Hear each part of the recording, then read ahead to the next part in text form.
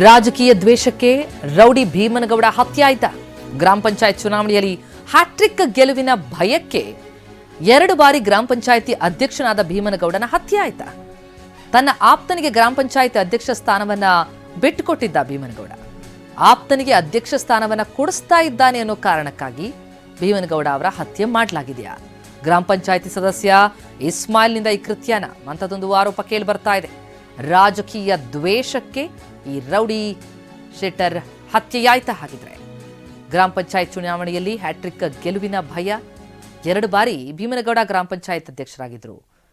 ಈ ಬಾರಿ ತನ್ನ ಆಪ್ತನಿಗೆ ಆ ಸ್ಥಾನವನ್ನು ಬಿಟ್ಟುಕೊಡೋದಕ್ಕೆ ಮುಂದಾಗ್ತಾರೆ ಅನ್ನೋ ಕಾರಣಕ್ಕಾಗಿ, ಆ ರಾಜಕೀಯ ದ್ವೇಷಕ್ಕಾಗಿ ಹ್ಯಾಟ್ರಿಕ್ ಗೆಲುವಿನ ಭಯದಲ್ಲಿ ಹತ್ಯೆ ಮಾಡಲಾಗಿದೆಯಾ? ಹೇರ್ ಕಟ್ ಮಾಡಿಸ್ಕೊಳ್ಳೋದಕ್ಕೆ ಅಂತ ಬಂದಿದ್ದ ಭೀಮನಗೌಡ ಬಿರಾದರ್ ಆತನ ಮೇಲೆ 3 ಸುತ್ತು ಗುಂಡು ಹಾರಿಸಿ ದುಷ್ಕರ್ಮಿಗಳು ಪರಾರಿಯಾದರು. ರಾಜಕೀಯ ದ್ವೇಷಕ್ಕೆ ಹಾಗಿದ್ರೆ ಭೀಮನಗೌಡನ ಹತ್ಯೆಯಾಯ್ತಾ?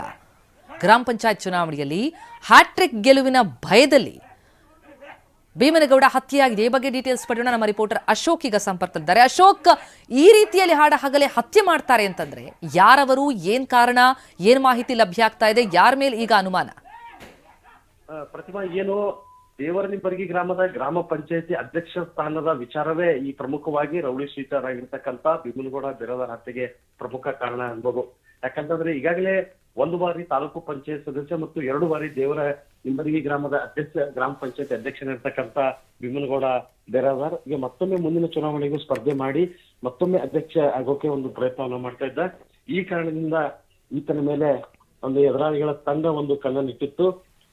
ಇದಷ್ಟೇ ಅಲ್ಲ, 2017ರ ಏನು ಭೀಮಾ ತೀರದ ನಟೋರಿಸ್ ಅಂತಕ್ಕ ಧರ್ಮರಾಜ್ ಚರ್ಚನ್ ಹತ್ಯೆಯಲ್ಲಿ ಕೂಡ ಈತ ಆರೋಪಿಯಾಗಿದ್ದ. ಭೀಮಾ ತೀರದ ಮಹಾದೇವ್ ಸೌಕರ್ ಬಯಲುಗೊಂಡಿದ್ದಾರೆ, ಅವರು ಪರಮಾಪ್ತ ಆಗಿದ್ದ ಇವನು. ಈ ವಿಚಾರವಾಗಿ ಕೂಡ ತನಿಖೆ ನಡೀತಾ ಇದೆ. ಆದ್ರೆ ಭೀಮಾ ತೀರದ ಒಂದು ರಕ್ತ ಚರಿತೆಗೂ ಇವತ್ತು ನಡ್ತಕ್ಕಂತ ಭೀಮನಗೌಡ ಹತ್ಯೆಗೆ ಯಾವುದೇ ಸಂಬಂಧ ಇಲ್ಲ ಅಂತಾನೆ ಅನ್ಬೋದು. ಯಾಕಂದ್ರೆ ಈ ದೇವರನಿಬರ್ಗಿ ಗ್ರಾಮ ಪಂಚಾಯತಿ ಅಧ್ಯಕ್ಷ ಸ್ಥಾನದ ವಿಚಾರವಾಗಿ ಜಾಕೀರ್ ಮಣಿಯಾರ್ ಅಂತ ಒಬ್ಬ ವ್ಯಕ್ತಿಗೂ ಮತ್ತು ಭೀಮನಗೌಡಗೂ ಹಲವಾರು ತಿಂಗಳುಗಳಿಂದ ದ್ವೇಷ ನಡೆದುಕೊಂಡು ಬರ್ತಾ ಇತ್ತು. ಅದೇ ವಿಚಾರವಾಗಿ ಇಬ್ಬರ ಮಧ್ಯೆ ಜಗಳ ಆಗಿತ್ತು.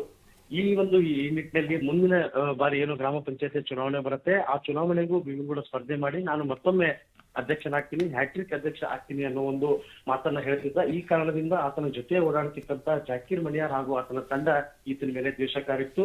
ಇಷ್ಟರ ಮಧ್ಯೆ ಏನ್ ಮಾಡ್ತಾನೆ ಭೀಮನಗೌಡ, ಜಾಕೀರ್ ಮಣಿಯಾರ್ ಮೇಲೆ ಕೆಲವು ಪ್ರಕರಣಗಳನ್ನ ದಾಖಲಿಸ್ತಾನೆ. ಗ್ರಾಮದ ಕೆಲವರ ಮೂಲಕ ಒಂದಿಷ್ಟು ಪ್ರಕರಣಗಳನ್ನ ಹಾಕಿಸ್ಕೊಂಡು ಆತನಿಗೆ ಒಂದು ತೊಂದರೆಯನ್ನು ಕೊಡ್ತಾ ಇದ್ದ.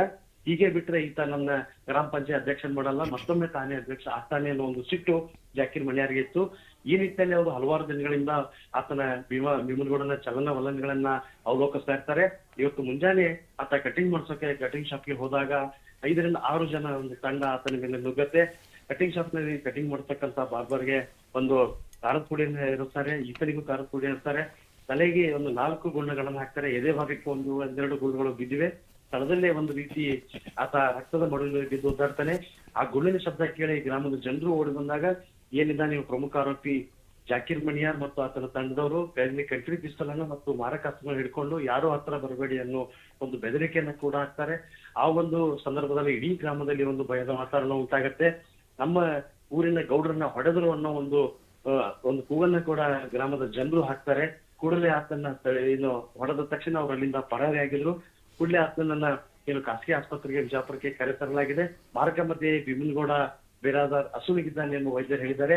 ಈಗ ಇಲ್ಲಿ ಖಾಸಗಿ ಆಸ್ಪತ್ರೆಯಲ್ಲಿ ಸಂಬಂಧಿಕರ ಆಕ್ರಂದನ ಮುಂದುವರೆದಿದೆ. ಮರಣೋತ್ತರ ಪರೀಕ್ಷೆ ಬಳಿಕ ಆತನ ಶವವನ್ನ ಕುಟುಂಬಸ್ಥರಿಗೆ ಹಸ್ತಾಂತರಿಸಿದ್ದಾರೆ. ಪೊಲೀಸರು ವಿಶೇಷ ತಂಡ ರಚನೆ ಮಾಡಿ ಆರೋಪಿಗಳ ಪತ್ತೆಗೆ ಜಾಲ ಬೀಸಿದ್ದಾರೆ. ಪ್ರತಿಭಾ, ಥ್ಯಾಂಕ್ ಯು ಅಶೋಕ್ ತಮ್ಮ ಮಾಹಿತಿಗೆ.